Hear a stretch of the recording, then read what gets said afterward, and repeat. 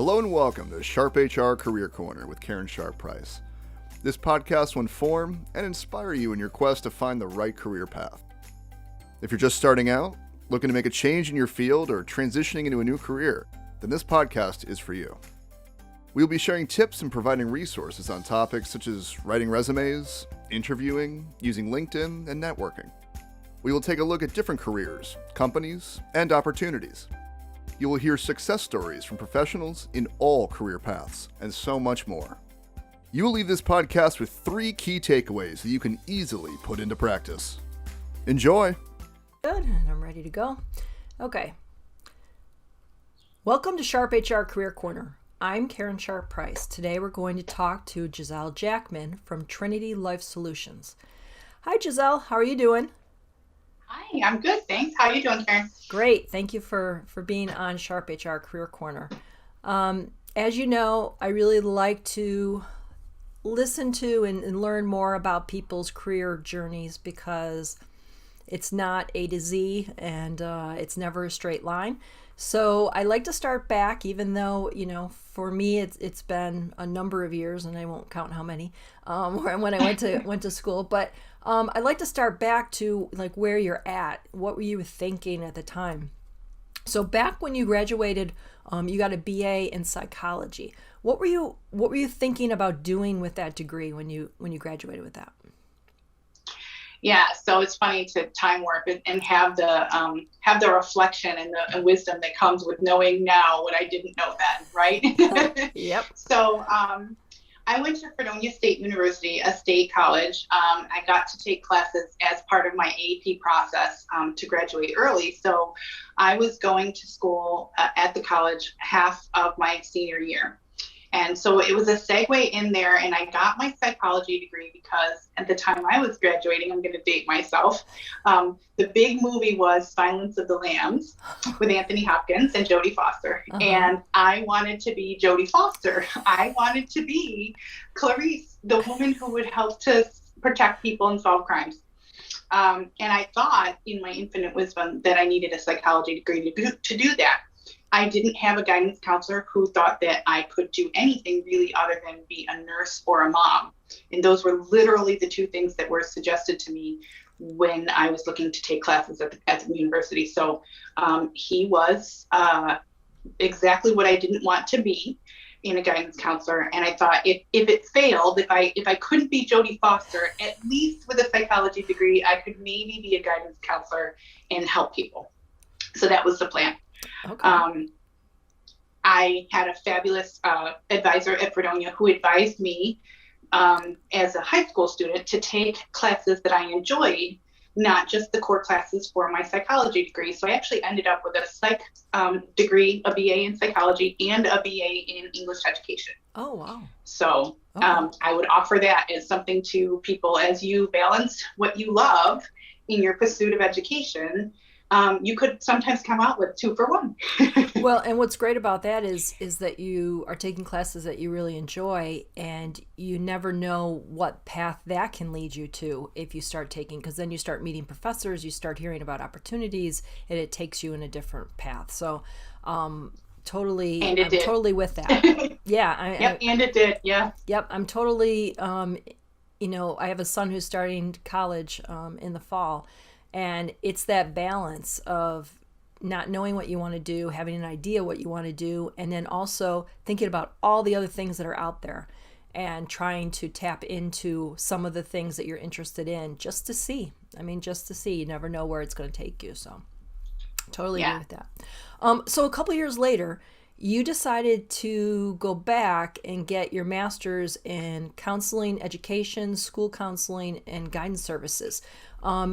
Where did that come from? Where did that interest in helping kids in school come from? So that separate English degree that I got led me to a summer job in between my coursework during the 4 years that I was going to school there. And I started to work for one of the TRIO programs called Upward Bound, and I was teaching. I was teaching first generation non-English speaking students English. And I was not supposed to do it traditionally. So I really was given this fantastic mentor who said, do whatever it takes to keep kids involved and help them to see that there's a career path for them.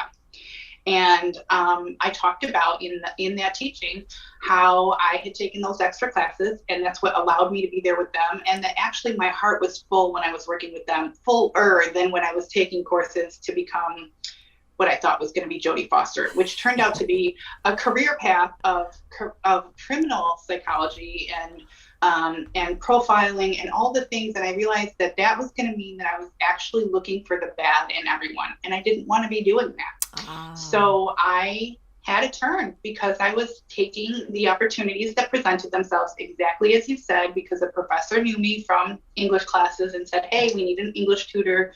Would you consider working in the summer? It wasn't a lot of money, but it was going to be on my resume. So I was always about what are the tools that I can put in the toolbox to get me to the job that I want. Mm-hmm. And I would always take whatever opportunities were there. Wow. Okay. Mm-hmm. So at this point, and there's only a few years in there that you started with a core of psychology. You're still using it when you were in counseling education and school counseling. I mean, that's it. But now you're focusing more on kids than mysteries and terrible terrible situations. Police situations. Yeah. Mm-hmm. Yeah. But then, so then fast forward a little bit. Most recently, you went back to get a Master of Divinity degree. And so in the time between St. Bonaventure's for your master's in school counseling and now, what changed? Where did that it sounds like there was a fork in the road and you started to move in a different direction. So I would be remiss if I didn't talk about how important lived experience or life experience is in informing my path, which sort of is a spiral that went up and down and meandering rather than the straight line that I thought from point A to point B, like go to school, get a job. That's what I always heard. And it was never that. I did go to school. I did get a job. I ended up having to have multiple jobs while I was working because I was from a poor family and I needed to pay for college. And even though you get student loans, kind of like there's always just that much more that you need. And so, books and things like that, that money goes for living instead. And so it just ends up being crazy. So my lived experience from the Bonaventure time is actually informed just before Bonaventure. I spent the first 2 years out of my Fredonia undergraduate in counseling. I was counseling teenagers in the state of Virginia in a chemically addicted residential facility. So this would be kids who needed inpatient drug rehab. And they were all teenagers. And I got there because I followed the passion to teach. I was pursuing an opportunity to teach, and it was marrying with the psychology degree because I was going to be able to do emotional counseling with them. And I thought, this is perfect. I get to use both of my degrees. And it moved me away from my home, which I had been, living in forever. And of course, that's like your win achievement moment. And so I moved to Virginia and I was doing that. And what happened was tragic, honestly. There was an incident that I saw that was unethical, and I reported it according to the way I had been taught to do it. And I had a very negative experience with the administration. And I'm sad to tell you that organization is closed down. And it's my fault in the sense that I exposed this whole huge mess of unethical conduct that was going on. And I did so because it was the right thing to do. Yeah. But there's they teach you about ethics in school, but they don't actually teach you about what it means when your personal integrity is on the line. And so my experience during that process was that I was placed under a gag restriction, a gag order. I wasn't allowed to talk to anyone other than the lawyers about what I had seen or what I thought. And I was supposed to still work there with these colleagues who I wasn't allowed to talk to, but they were allowed to talk about everything that they wanted to talk about. So I quit the job and I came home and went to Bonaventure to get the counseling education master's degree because my thought was I must have done something wrong. I don't know enough. I need a higher level skill set. So I went back and got my master's in counseling education so that I could work in agencies and schools and have a confidence in myself that I knew how to do whatever was going to come up in these difficult situations. And that led me to a job where I was writing grants and helping kids from 0 to 21. I ended up working in county government for about 4 years. and in Bonaventure area, in Allegheny County. I was working in Cattaraugus County, but I was living in Allegheny. And and go into Bonaventure to get that degree. And what happened is I realized that I was doing ministry all this time, church ministry, youth ministry. I was working with teenagers, and for a number of reasons, the youth ministry opportunities in my church walk were canceled. And all of a sudden, my call was right in my face. And it was like, I'm a teacher, I'm a healer, I'm a person who is really doing the work of a priest according to the understanding that I had. And so I talked to my priest about it. We went through the whole process, and I ended up being assigned to go to a seminary at Church Divinity School of the Pacific, CDSP, at Berkeley, which is where I am now, seeking my divinity degree in order to be ordained as a priest. Oh my gosh. So you can see like the web that we weave, right? But they're really all has always been there. But they're all It really they're all has always been connected. there. Huh? How about that? Yeah. Now, how long is that process? In the church, the Episcopal Church is what I'm seeking ordination in. I'm a cradle Episcopalian, meaning I was born and my family was already engaged in the Episcopal Church, and I've gone my own faith journey that way. Everybody's journey takes a little longer. There is a process that can take anywhere from 5 years to 10 years. And with COVID, mine is going to take probably 10 years because there's a requirement that you live in community, like the monks did. And I have a son that's also getting ready to go to college, and it just would not have been fair to ask him to pause his life and move all the way to the West Coast so that I can pursue my goals, right? It's his turn. So I was put on pause, and then COVID hit. So I joke that, me and God are like this. You asked me to pause and the whole world stopped. I'm just saying. But yeah, and I've been on pause since the start of COVID, and I was at the place where I was in field placement. So kind of like if you're a student teacher, you go and teach in schools and classrooms. Mm-hmm. I was at that part of my education for my ordination process. I have about 1.5 years to go, and I probably won't go back until my son graduates. Oh, wow. So that we can all be on the same page. And so do you have to go to the West Coast to do that? I have to go where my bishop tells me to go. Oh. Yeah. So. Okay. Oh, wow. Yeah. Well, that's exciting. I started under a different bishop. I started my process under a different bishop. They change kind of like our elected officials do every couple of years. And my previous bishop had me going to a seminary in Denver, Colorado.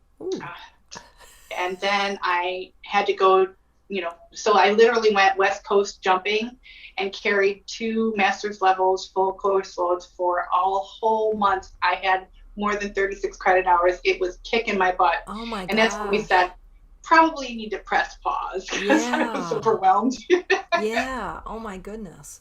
So that's very exciting. I mean, that's like the next step, the next level of where you've been aiming for. You're kind of, you have helping been aiming people. there. Yep. Yeah. Yep. Well, all the while. That's very cool. All right. So talking about, having a pause, we're gonna take a short pause, and we're gonna play just a little game just to get to better know you. It's a round of fast questions, and you just whatever pops in your head, you answer. So it'll be easy. So first of all, virtual or in-person networking? I love both for different reasons. Okay. Do you want to know that reasons why? Go ahead. I feel energy when I walk into a room, and I love to meet people. Like, that's really exciting. And I don't feel that when I'm online necessarily. Some groups do it really well online, but I am technologically behind because I'm of a certain age, and I don't necessarily know what buttons to push or what apps are available, like my son. They've grown up with everything. So sometimes online is fantastic. At my first seminary, we did everything online, and I loved it. At my second seminary, we did some online, and it was really painful because the university itself had the same problem I had, antiquated systems and ways of doing things, right? Yep. So, but I love them both, and any way that you can get people to be connecting, I think it's wonderful, including just voice podcast kind of things. Like, it's huge. I listen to them all the time. Yep. Okay. Social media of choice? On Facebook, but again, my age puts me there. I like Instagram as well. Uh-huh. I have tried LinkedIn, but it just doesn't make any sense to me, really. It doesn't seem to do what what people say it's supposed to exist to do. Okay. And yes, I had a MySpace account. I did not go that way. But favorite hobby? Dancing. Okay. What movie streaming platform do you like the most? I watch a lot of Netflix and Amazon Prime. Okay. Books or music? Oh, music is transcendent. So music every day, but I love books. Okay. Favorite place that you've traveled? Tajikistan, which is in Central Asia. Wow, that sounds fun.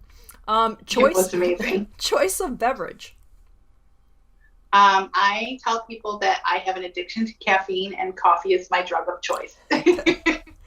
Phone call or email? Phone call every day. Yeah. Favorite food? I would love to tell you mashed potatoes because it is, but it's not healthy for me and I don't eat them anymore. So now I don't know. I think maybe barbecue chicken. Okay. Favorite restaurant?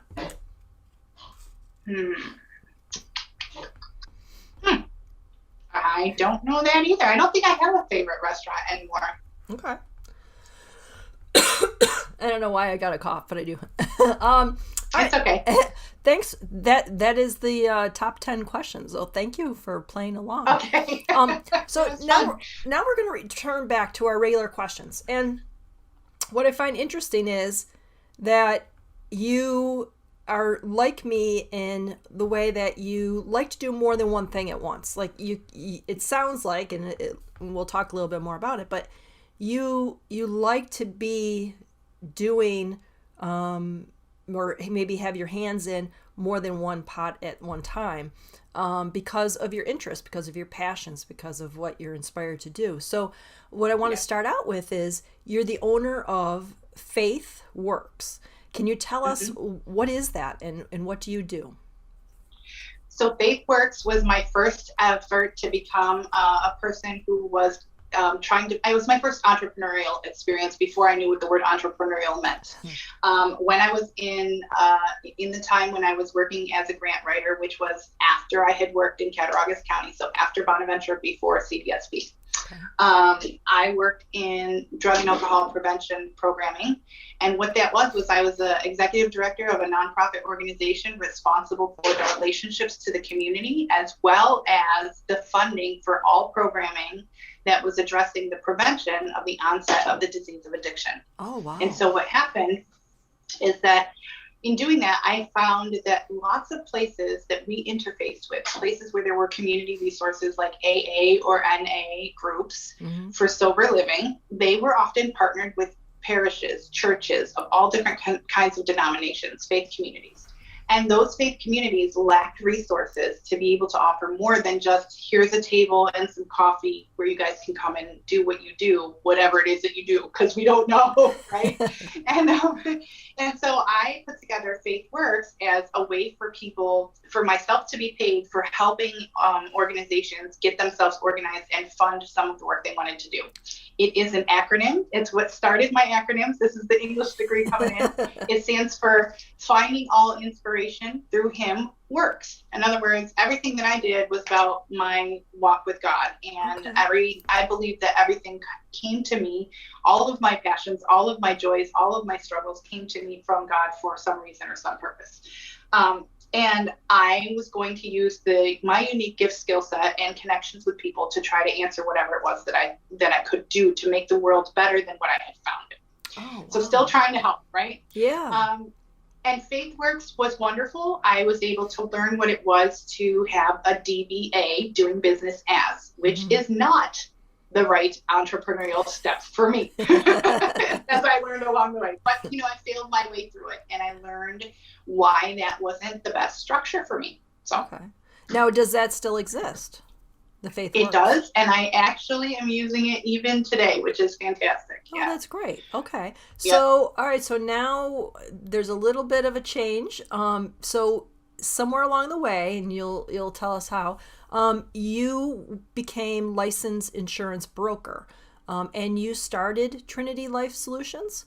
What made you go into this area of business? And I'm thinking that maybe Faith Works and maybe the church working with those groups kind of came out of that, but you can tell us. And tell us, what does the business do?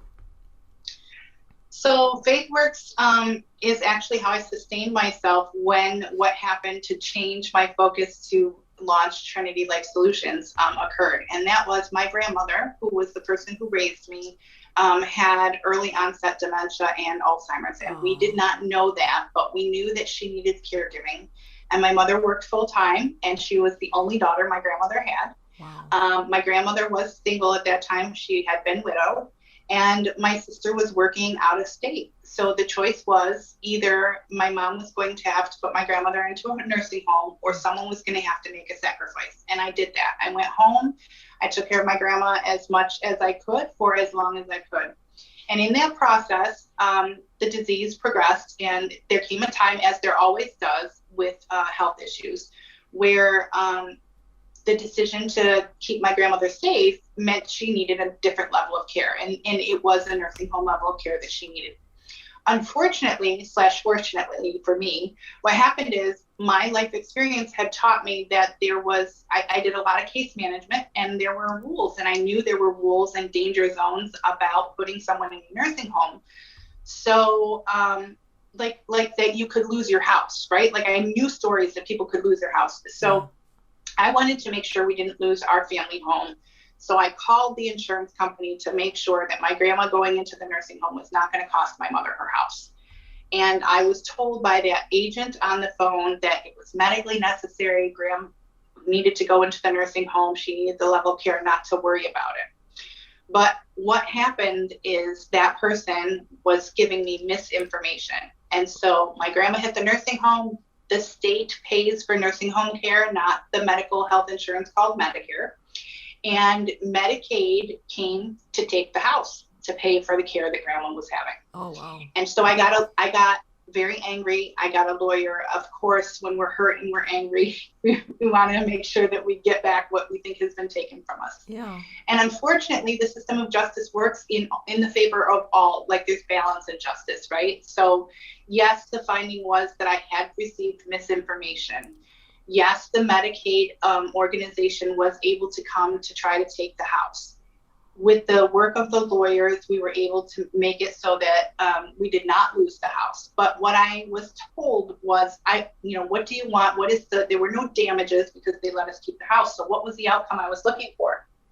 And unfortunately, I'm sad to say this, that my reaction was, I want to make sure this person can no longer do this to another person, right? So intentionally, on one level, I was like, destroy this person, right? Sad to say. But truthfully, with my true motives, like, don't let this happen to anybody else, because we had the means to have a lawyer. What about the person who doesn't, right? Right. And what I found out was that this person there was nothing that I could do. That person was an employee of an insurance company. She did not have a license. She only told what she understood, and the promise was they would train her better. And I had to deal with that, right? Wow. I had to get comfortable with the answers that were there, because there was no way forward to, you can't get blood from a stone. There was no way forward for that. Right. And the lawyer said to me, and this is how we get started. The lawyer said to me, if you really want to make a difference, because I said, I thought everyone who did insurance had to have a license. I don't understand.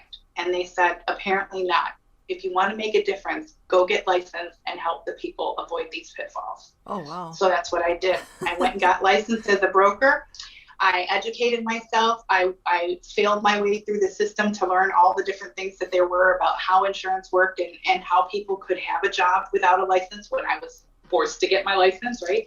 And I launched Trinity Life Solutions to be an option in the array of services that exist in the health insurance industry, to be able to empower people to be informed when they're making the choice that they make. Wow. And there's been no holds barred since then. And FaithWorks still is being used because we launch programs through that. Like, I still grant write and launch programs, which are really ministry programs, mm-hmm. through that business side, that then are fed into Trinity Life Solutions and vice versa. So it ends up being really a very nice complementary business piece. But I had to get real savvy about what it means to be business. I'm way beyond doing business as we're in an LLC with Trinity Life Solutions. Okay. And what we do is we make Medicare clearer for people. Medicare is health insurance for the most vulnerable population in the American society. So it's for people 65 and older, or people who are disabled and have been receiving disability income for over 2 years. When you have those sets of circumstances, the government pays for your health care through Medicare insurance. It's a red, white, and blue card that comes from the federal government that covers people 80% of the cost of their care. But here's where my job, begins. People don't understand that it doesn't cover them 100%, which means that they're on the hook for 20% of their care. And as a person who took care of someone who I love very much, and someone who's also been very sick in her life, mm-hmm. I know that 20% of the cost of anything for your health and well-being can be way too much for someone who's not well to manage. So I needed to get in front of that, educate people. You're at risk if you only have Medicare, and what can I do to help fill that gap? And so that's what the whole rest of the brokerage does, is we wrap people with services, understanding, education, so that they know what their choices are. We walk through difficult things because nobody has a crystal ball about when they're going to get sick or what's going to happen in life that compromises their health. Yep. And so we help them to understand, okay, how do we navigate these circumstances that are present in your life because you're not healthy, right? Mm-hmm. And we try to demystify the whole stigma that goes with being less than healthy, right? We have this thing that happens that says if you can't go to work, if you're sick and you can't go to school or you can't go to work, then you're not as valuable to society. Mm. And that's true whether you're a child, whether you're a disabled person, or whether you're a senior person. But your voice and your agency is compromised differently by the system, depending on where you are on that age spectrum. Yep. So we help that way. So your client is anyone who is probably approaching 65. You'd probably like to get to them before they hit 65 because there's a process before. Isn't there something about 6 months before you have to notify them if you're going to? Well, and everybody would normally be going for it. It just depends on when you're going to retire or when you want to start the process. And so you have to let the government know that process. Is that right? So there are rules around Medicare that the federal government sets, and they change every single year because the government votes every single year on the budget, which is what pays for the insurance to be available. Okay. So every year the rules change, and that's part of why people don't know how to make the decisions. Now people are living longer. When Medicare was put in place, people died at 55. So they winked and nodded and said, okay, sure, we'll cover everybody at 65, right? Yeah. They didn't expect us to live that long. We also didn't have the technology that we have now. So people didn't have medicines then in 1940s, which they do now. So what happens is, yes, there is a process. You have to sign up for Medicare. The boomer generation and now the millennial generation, they're so big. There's a stat that I got to throw out here. 10,000 people every single day from now until 2030 will turn 65. 10,000 people a day. Wow. Now, that's a lot, right? Yeah. So here's the thing. Most people are working beyond 65 now, which was never expected. You weren't supposed to live that long, let alone be working, right? Right. So yes, when do I sign up for Medicare, and how do I sign up for Medicare? Because you got to go through the right door in the government or you don't get what you need, right? Yeah. So we do want to target people who are turning 65 or anyone who's working with a disability and receiving Social Security disability income, because there are involuntary things that happen and they will negatively affect you. In other words, you can be fined for not signing up when you're supposed to. You can have a penalty assessed to you that can last your lifetime. Wow. You may have special enrollment periods because you're working that you still have to tell the government that you're working in order to access. So if you keep working, but you never tell them, like by their form, that you're still working, then you're subject to the penalty for not enrolling when you were supposed to. So there's lots of sticky wicket pieces that most people don't understand. And again, that lived experience. I always use my mom. I say, she gave me years of wisdom, years of therapy, and now years of stories too. But she worked until she was 72. Oh my and goodness. It was only until, and she's only recently retired about 3 years now, but it was only because her employer required her to investigate her Medicare enrollment by herself. The HR department did not have anyone there because you need a license, right? Mm-hmm. So here was my mom finally listening to me and saying, what do I do? What do I do? They told me I have to do this.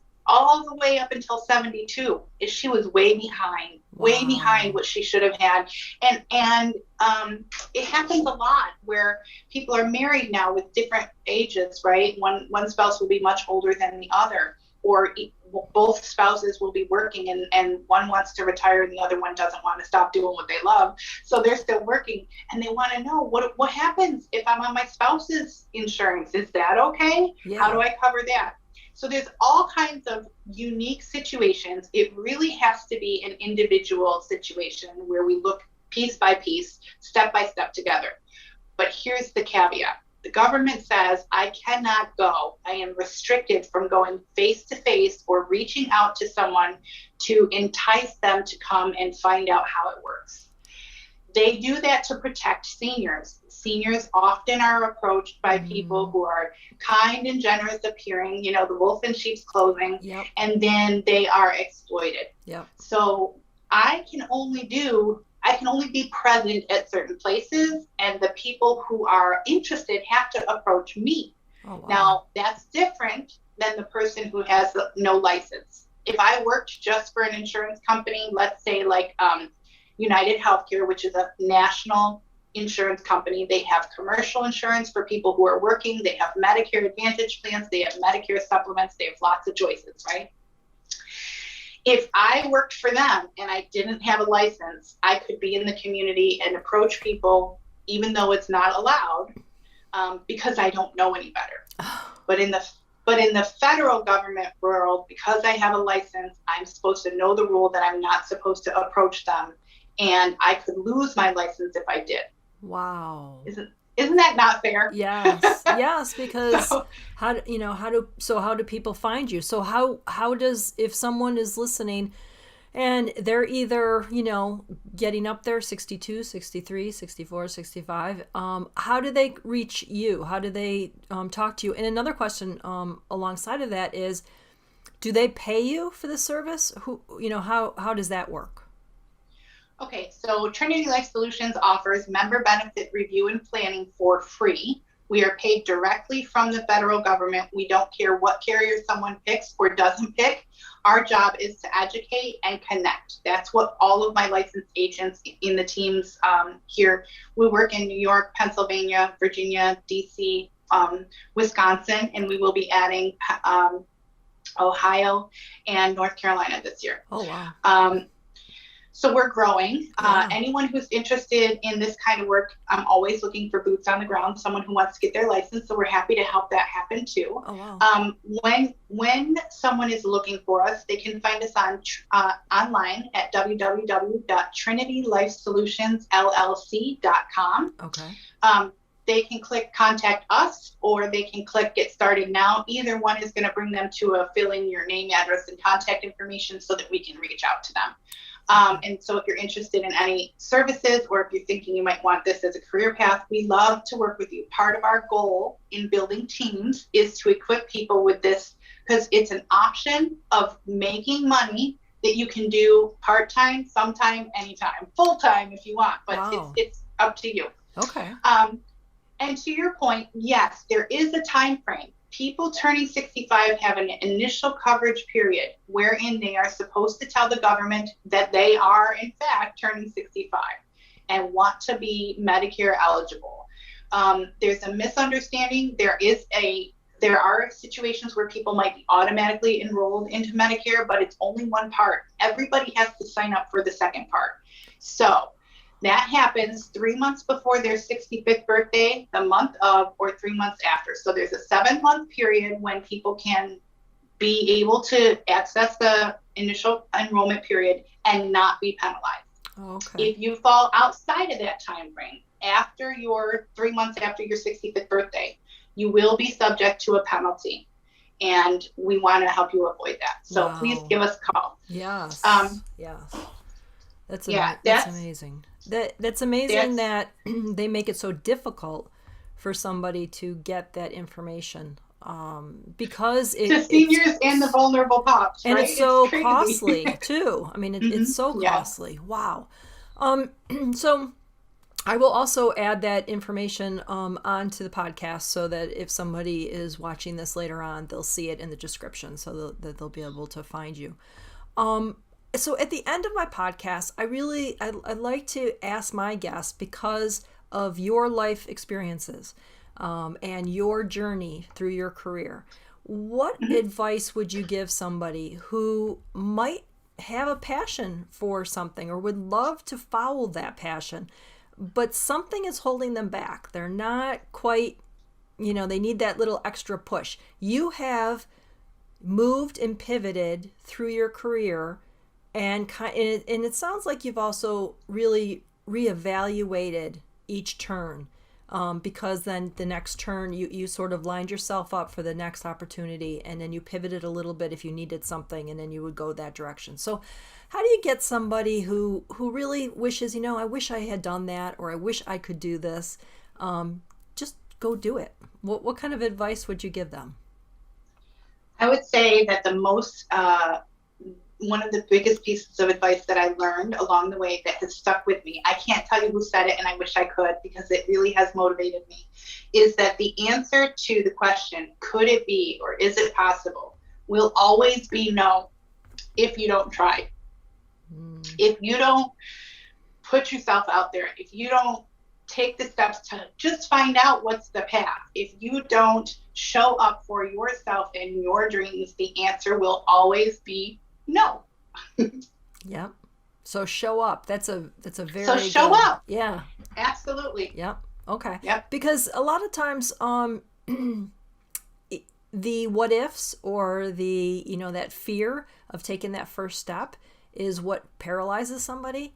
And if they can just get past that one step and start the process, things start to fall into place, and people start to come into your life that make those dreams come true. Absolutely. And I think it's Martin Luther King who's attributed to the quote, but you don't have to see the whole staircase to take the first step. And that's really powerful. You don't have to know all the pieces or how they're going to fit together. You bought a puzzle. There's lots of pieces. Right. And really the fun of owning your own business or taking that step, that career change, if after the fact, if you look back, it is the steps that you take that are the fun part of it. But you're so afraid of not succeeding or not doing well that you sometimes just don't take that step. So showing up, that's a good one. Yeah. All right. Well, thank you so much. Thank you for your time today. I really enjoy listening to your story and how you pivoted, and sorry you weren't the next Jodie Foster, but that's okay. I think I'm not done yet. She's an actress. That's right. You can play yourself telling your story. There's the story. There's the story for you. Well, thank you so much for taking some time today on this beautiful day in Buffalo to talk to us. And I think that if you're out there and you're listening to this, somebody who might be turning 65, who might be thinking about retiring, kind of tossing it around. Have a conversation with you first to get the information that you don't know. I've had family members who have recently had to go through that process. It's a lot. And you talked about how, couples, sometimes they're not the same age. So one might retire first. Generally speaking, and I don't know, maybe you can confirm this, but I think that most of the time it's generally the male who might retire first, and the female is left out there without insurance because they might have had their insurance with their spouse. They might still have a couple more years to go. The cost of going to Obamacare and trying to get coverage could be costly. You really have to think through all of those pieces to make sure that that is the right fit and a good fit for you. We do. We have a program called the Choices Program, which is community health options for individuals navigating the elder care services and elder planning services. And that is probably our most utilized service. It is for people who don't have a plan, who don't know the rules, who learn what it is and then go, oh my gosh, they say that the best time to have shade from a tree is to have planted the tree 10 years before so that it's grown. Yeah. It's that kind of situation with Medicare. We don't have people telling us in our careers about the day when we're no longer working. They don't talk to us about any of the safety nets that need to be put in place when we're younger. Mm-hmm. So, if anyone's turning 65, if anyone works in health industry and they're not sure if they have the right information, we would absolutely want to answer that. More importantly, people who work in HR and employer world, a lot of times the people have no direction when they're retiring. It's like, hey, thanks for your service. Here's your watch. Now here's your Tim Hortons card, and we'll see you later, right? Yes. Right? But people, please know we're out here as a resource. Please check us out. And we are looking for those legs on the ground, people who are looking to do this. You can have silver hair, white hair, yellow hair, brown hair. It doesn't matter. Young people, as we have people on staff that are 19 years old. We have people who have been in retirement 20 years and decided, I want to come back and do something because they're living somewhere and in assisted living, mm-hmm. there are options. And so people do things like get their pilot's license or start a new job or whatever. They do things that help them to feel like their life is not done yet. Yeah. And that's been the biggest boon for me because I'm not done yet. And I'm getting to the age where society says, slow down, slow down. Yeah. I hear you. And I agree on two things. One is if you're a company out there and you have a older population of employees, and I would say anywhere from 50 above, you can have these conversations with your employers and have Giselle and her team come out and talk to you and talk to your employer or your employees and just give them education, just give them information so that they can pursue it if they want to later on. But they may not know what they don't know. So it would be so much better if they were given some really good concrete information. So I will give that information out so that you can find the website and you can reach out to them, whether you're a person who might need the service. If you're a company out there who could use them to come into your employer and have a presentation and educate some of your employees. And then if you are somebody out there who's looking for a change in career, maybe you're just graduating and you're not sure what you want to do, or somebody who has retired and decided that's not for them and they want to get back in. There's many options here. So I think it would be really beneficial to reach out to Giselle and just have the conversation, have the initial conversation, and you don't know what that will lead to. So thanks. Karen, I want to offer you one thing that you asked me, and this has just popped into my head. I said, the answer will always be no.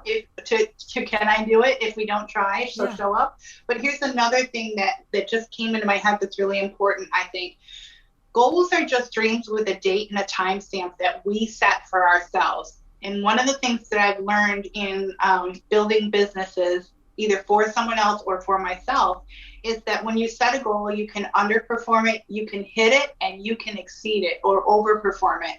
And once you do either of those things, you have learned something. You learn whether you want to do that kind of work. You learn whether it's actually for you or not. You learn, what needs to happen in order to get to the point that you hoped you'd get to if you didn't get there, or what needs to happen if we're growing so fast and we're blowing all of our goals out. Like sometimes we do that, and no one says like dream bigger, right? Go bigger. Right. And so I just want to remind us that your dreams have a date and a time because you put them there. Any limitations you have are inside your mindset. So show up for yourself and do what needs to be done to see what if. Yeah, and that's absolutely true.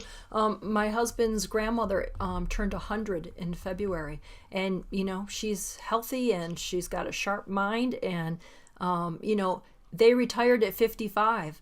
So she's been retired a very long time and enjoying life. So I think we're going to see a lot more people reaching that 100 mark and beyond. So you really have to plan ahead. So thank you again. Thank you again for spending some time with us today. Thank you so much for having me. I'm so excited that there are people like you doing the work that I imagined myself doing, because it really is so important, especially if you've reached for your goal and you missed it. And now you think, you got failure there. To have someone like you online and accessible, helping us to find how do people pivot? What does it look like? And all of, the success stories that you bring on your podcast. I so appreciate you. Thank you for doing that work. Thank you. I think that everybody has a story. And sometimes people say, what would you ask? I don't even, know, my story is kind of blah. It's not. Everybody has a great story. You just have to ask the right questions. And I think that's where I'm trying to aim is to help those that are confused, not sure, have no idea, to listen to other people's stories, because it's amazing what people are doing out there, and it's inspiration for all of us. So thank you, and thank you everyone. Thank you. Yeah, no problem. Thank you everyone for listening. You too, for listening to SharpHR Career Corner. If you're looking to make a change in your job but you aren't sure where to start, contact Sharp Human Resources. We would love to help you out. We can make the process a smooth transition for you. Go to sharphumanresources-buffalo.com for more information. If you enjoy listening to our podcast, I encourage you to download the podcast, leave a comment, and share with others you know. The more downloads and comments and likes that our podcast receives, the better our ratings and the easier we can be found. So thank you in advance. Until next time, be kind, everyone. We need to show a lot more kindness in the world, and it starts with you and I. Thanks again for listening, and have a great day.